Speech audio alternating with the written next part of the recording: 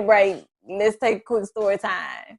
This man almost went to jail, had the police call, died. I got banned from the school. Yeah, I If got you banned know from the how school. crazy you have to be as a human being to get banned from your child's school, they threatened to not have this man come to the graduation for pre-K.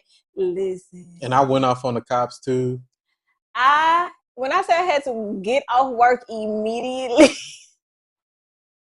I had to play lawyer real quick because I was like, hold on, wait a minute. This is what we not going to do now. I understand.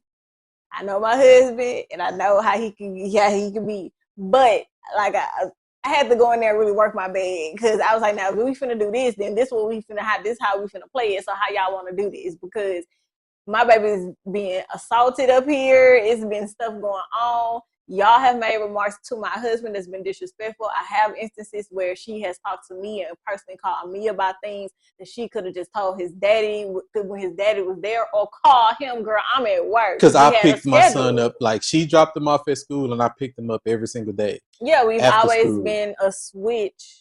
We switch off. We work shifts. Our whole relationship, especially since kids have been, we work shifts. But that was a decision we had to make. Daycare, or do we just take shifts? Like he work nights, I work day. I drop him off at school. He picks him up and keeps him until I get home. Like those are the decisions nobody really tells you how to navigate. And then people will look at y'all crazy because you're not doing a normal thing. Well, just put them in daycare so both y'all, it won't matter. It make it easier. Yeah, to make it easier, but then somebody else has been spending more time with our kids than us. Yeah, and that was the main decision that before we even went into having kids, we knew that we wanted to be the most important things in our kids' life. Yeah, we want to be involved parents, like very much so involved. And when you have them in the school, yes, the schools say they won't involve parents, but They really don't. I can prove that. most schools, like I ain't gonna say all because I ain't been to all, I don't know all, but a majority of the schools tend to, because to involve parent wants to know everything, and the way the system, it's not just like the school personally or the teachers personally, the way that the system is set up, they need you to be busy because the things that they are doing with the kids, you don't need to know that much about. Like I'm pretty sure it's a lot of people who don't know that their kindergarten is taking tests every couple weeks for Mm-hmm. free. They don't take state tests, but they're still taking state tests Or because that you there's can opt like, out and of you can taking the opt. test. Yeah. Even all grades. You can actually still graduate from high school and your kid opted out of taking the standardized tests. Mm-hmm. Did they tell you that you can do that? No. Are they going to tell you that you can do that? No. Wow. If you come in there and you tell them that, well, the law says that this is how we can do this, they'll close that door and they'll tell you, yes, we can do that. Yeah. But this is how they get funded and whoop de whoop de whoop blah. But it's a lot of people who don't, because I was not aware that my kindergartner was taking tests every 4 to 6 weeks, literally as a test rabbit for the district to get a check. I opted him out because nobody told me that. I knew the bigger kids was testing because they had their state tests and stuff. They had their benchmarks. I didn't know you was doing that to my kindergarten and first grader. Nobody told me that part.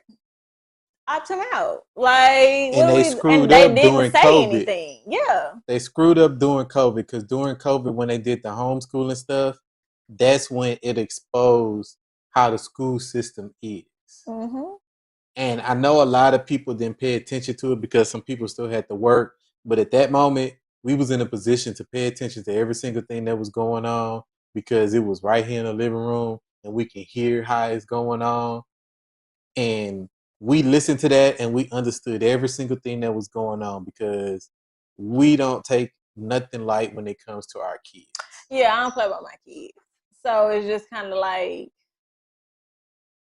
it's understanding who, I think it all comes back when you make a decision, is knowing who you are at your core Yeah. without having anybody's peer pressure, anybody else telling you, well, if I was in that situation, I would do this. Because I have a bunch of women telling me, girl, ain't no way I would have gave up my career so he can go chase his dreams. It ain't no way that I would have gave up my career to stay at home with these kids. It ain't no way that I would have I get it, and that don't work for you, and that's cool.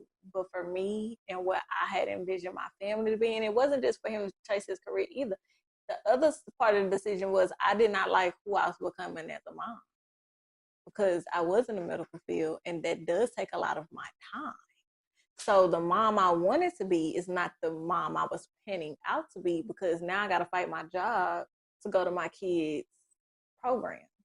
I got to fight my job to take my kid to be a volunteer parent to take him to a field trip. I got to fight my job just to like spend time and show up for my kid. That was starting to be not okay for me in first grade. Like, you know what I'm saying? Like that wasn't in kindergarten. Actually, like, cause COVID hit when he was in kindergarten, he did home like at school going first grade. So yeah, that just wasn't okay for me. So it was knowing what I had already planned and set out for who I wanted to be in my relationship as a mother. And unfortunately, well, not unfortunately, but my career had to be that part that I had worked for had to be sacrificed at the moment. Because again, I can always get it back. I just have to work a little harder, maybe start a little further back. I probably won't be at the same pay I was at, but I can always get it back. But it's taking the shot. And that's prioritizing. Like, it's learning how to figure out what's important enough to make a decision, what decisions to like take lightly and what decisions not to really sit down, be with yourself, think about it, and like work through it, especially if you're in a relationship, like knowing how to work through those things together, like you said, like not pressuring the other person to make the decision based on what you want. Yeah. It's about what's best for both of y'all and what's better for the household as a whole. We know it's better for us to be here for our kids because nobody's gonna do what we're gonna do. We know that we have to be a unit, and it does. Marriage is sacrifice. People say it all the time, but when the sacrifice time get here, nobody wants to do that part. Everybody trying to find a way to make it fit the narrative, their narrative, instead of being like, somebody got to eat that. Like, we all taking the L. It's not just you by yourself, right? Even though you might feel it a little harder, because baby, I felt it. I was like, hold up, wait a minute. And there's still times where I be like, this is crazy. Because 30 starting over is just a wild ride, and then prioritizing quality time and just decisions in life is hard, baby. Decisions. It's wild. Mm-hmm. And nobody tells you how the right or wrong way to make them. You just have to like put your big boy pants on, pray about it, and get through it. Like, make sure you're write your pros and cons. Yeah. Sit down and talk about the rules. Like, make sure you know every angle. Like, I'm an end game person, so I always think about the worst case. I don't care what nobody say. I'm thinking about your worst case scenario. I pay chess, baby. I'm thinking about the end. What's gonna happen? I don't care what the beginning gonna look like. What's the end finna look like? That's what I want to know. That works better for me. Mm-hmm. I like to be realistic. So just like explore all angles. Don't make them off emotions. No. Emotions have no place in decision making. Nope. Nowhere. And no decision. And no type of check your emotions somewhere else because it's just not a place for that. Right? Deal with that later. You know, them things gonna switch over. So just don't do that. But it's hard. How do y'all make decisions? Like, do y'all have a technique? Do y'all have a strategy that y'all do as a family, a voter system maybe? Like, what do y'all do? Even eat, you know what decision I am tired of making? What to eat for dinner. I know.